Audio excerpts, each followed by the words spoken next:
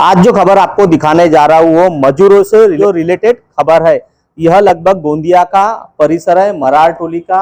यहाँ पे एक जो ऑफिस है बांधकाम कामगार का, तो यहाँ पे लगभग जो है लाभार्थी आकर जो है अपने फॉर्म वगैरह सबमिट करते हैं। कहीं ऑनलाइन की जो दुकानें रहती वहां से सबमिट करते हैं। उसके बाद जो है यहाँ पे जांच पड़ताल के लिए वह लाभार्थी जो है लगभग सड़क अर्जुनी, मोरगांव अर्जुनी, देवरी यहाँ पे आते हैं। लगभग महाराष्ट्र इमारत व इतर बांधकाम कामगार कल्याणकारी मंडल जिला कामगार सुविधा केंद्र का ये जो है ऑफिस है। और यहाँ पे जो है लाभार्थी अपने कुछ काम वगैरह के हिसाब से आते हैं और फॉर्म भरने के हिसाब से आते हैं।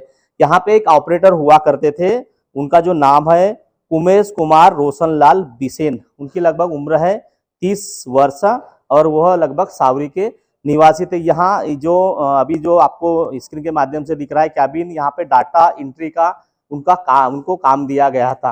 लगभग उनके ऊपर अभी एफआईआर दर्ज की गई है कि उन्होंने लगभग 4 से 5 लाख रुपए जो है उन्होंने अपने खाते में डाला हुआ है। लगभग 5,69,000 रुपए का लगभग उनके ऊपर जो है एफआईआर दर्ज की गई है। वह डाटा ऑपरेटर थे।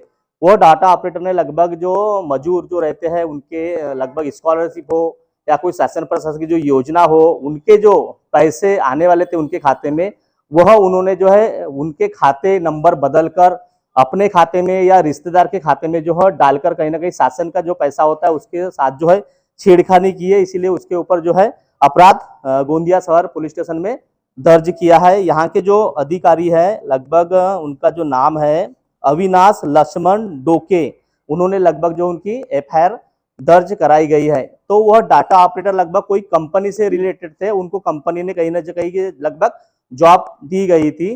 तो लगभग बात बताना चाहूंगा कि डाटा ऑपरेटर के ऊपर अधिकारी वर्ग किस तरह भरोसा करते हैं।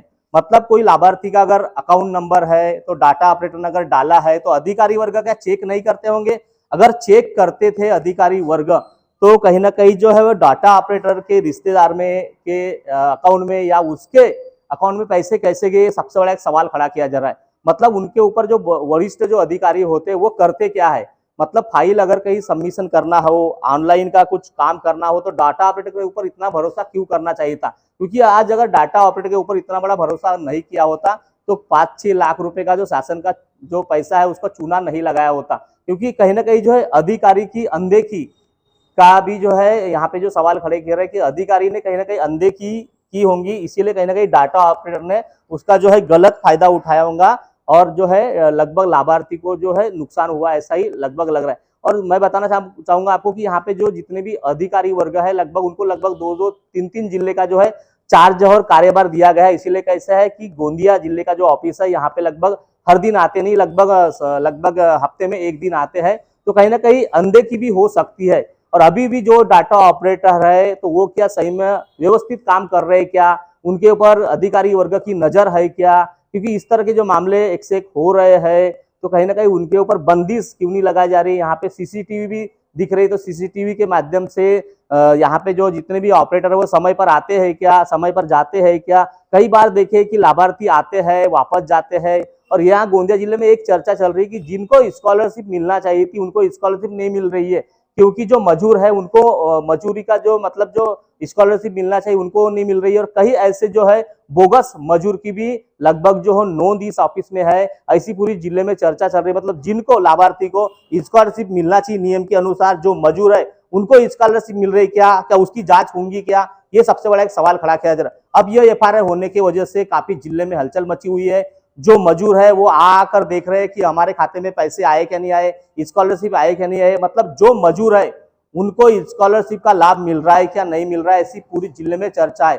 जो मजदूर नहीं है उनको भी लगभग स्कॉलरशिप दी कह के ऐसी पूरी जिले में चर्चा है। तो उसकी जांच अब करेगा कौन? यहाँ के जो अधिकारी ने एफआईआर दर्ज तो करती जिन्होंने अफरा तफरी की थी, पर जिन मजदूरों को लाभ मिलना चाहिए था उन मजदूरों को अभी भी लाभ नहीं मिला है, उनको स्कॉलरशिप नहीं मिली है, तो उनकी जांच कैसी होगी? ये सबसे बड़ा एक सवाल खड़ा किया जा रहा है। अब खबर प्रकाश होने के बाद एफआईआर जो हुई है उसकी कितनी जांच होती है, लोगों में ये भी चर्चा है कि कहीं लगभग लाखों रुपए की अफरा तफर हुई है पर लगभग 5 ही लाख रुपए का जो है उनके ऊपर गुना दर्ज किया है। उसकी अगर जांच होती तो उसमें रकम बढ़ेगी क्या?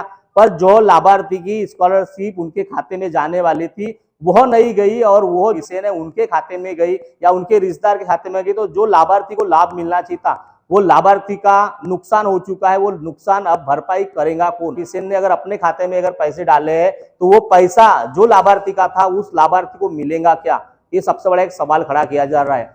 और समय समय पे स्कॉलरशिप मिलती है तो गरजू गरीब के जो बच्चे हैं, मजदूरों के बच्चे हैं, वो पढ़ते, पर उनको समय पे स्कॉलरशिप नहीं मिलने की वजह से काफी उनको समस्या का सामना करना पड़ता है। 2-3 सवाल जो है वो खड़े किए जा रहे हैं कि इतने रुपए का जो है एफआईआर जो हुई है उससे अधिक रुपए तो नहीं बढ़ने वाले हैं।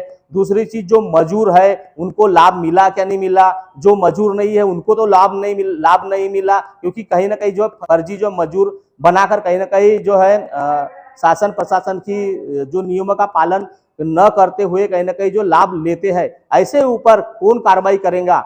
ऐसी जो नजर है पूरे जिलेवासी की बनी है और मजदूरों की बनी है। और जितना नुकसान हुआ है उन मजदूरों को कैसा लाभ होगा, उनके पैसे मिलेंगे क्या नहीं मिलेंगे, ये इसकी नजर जो है सभी जिलेवासी की बनी है। लगभग तहसील लेवल पर जो ऑफिस कामगार ऑफिस ने जो खोला है वहां पे चालू हुआ है क्या नहीं हुआ है, क्योंकि काफी दूर दूर से जो है मजदूर जो है स्कॉलरशिप आई क्या नहीं आई चेक करने के लिए हर दिन कहीं ना कहीं आकर जो जा रहे हैं, पर उनकी कोई सुनवाई दिखाई नहीं दे रही है, क्योंकि काफी दूर दूर से मुर्गा अर्जुनी हो, सड़क अर्जुनी हो, देवरी हो, काफी तहसील से जो मजदूर आकर जो है वापस जा रहे हैं, पर उनका कोई डाटा चेक नहीं किया जा रहा है। आज भी 2 लगभग मजदूर आए थे और उनका डाटा चेक नहीं किया गया, क्योंकि अधिकारी वर्ग नहीं थे, क्योंकि जिले 2-2, 3-3 जिले का जो 4 जो अधिकारी को देकर बैठे हैं, तो शासन प्रशासन अधिकारी की नियुक्ति क्यों नहीं कर रहे, ऐसा सवाल जो उठाया जा रहा है। अब इन मजदूरों के साथ क्या होता है, आने वाले दिन में स्कॉलरशिप समय पर मिलती है क्या नहीं मिलती, क्योंकि 2-2 साल की स्कॉलरशिप पेंडिंग है कह के ऐसी भी पूरी चर्चा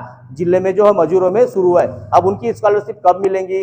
हर साल जो स्कॉलरशिप का फॉर्म भर रहे हैं, 200-300 रुपये ऑनलाइन का खर्चा आ रहा है, उनके जो पैसे तो जा रहे हैं, पर हर साल जो स्कॉलरशिप मिलना चाहिए वो मिल रही क्या? पूरी जिले में इस प्रकार की चर्चा है। यह रिपोर्ट दर्ज होने की वजह से काफी ऑपरेटरों में जो है चर्चा का विषय बना हुआ है। हो सकता है कहीं ना कहीं जो है एक ऑपरेटर करता है, कभी कभी उनके पार्टनर भी रहते हैं, तो उनकी क्या जांच होंगी, क्या हो सकता है उसके साथ कोई कर्मचारी अधिकारी तो मिला नहीं है। इसकी जांच होने के बाद सब सामने आएगा मामला कि इसके पीछे कौन कौन अधिकारी कर्मचारी वर्ग है, कोई है क्या नहीं है, या हो सकता है इसको मोहरा तो नहीं बनाया होगा। लगभग मजदूर जो जिनके पैसे लाभार्थी गए उन्होंने मांग की है कि इसकी कड़ी से कड़ी जांच होना चाहिए, अंदर तक जांच होना चाहिए, और जो भी इसमें दोषी होंगे उनके ऊपर भी एफआईआर दर्ज कर उनको भी कड़ी जो सजा मिलने की आंके गोंदिया जिले के मजदूर की मांग कर रहे हैं। महेंद्र लीलारे, न्यूज प्रभात मीडिया, गोंदिया।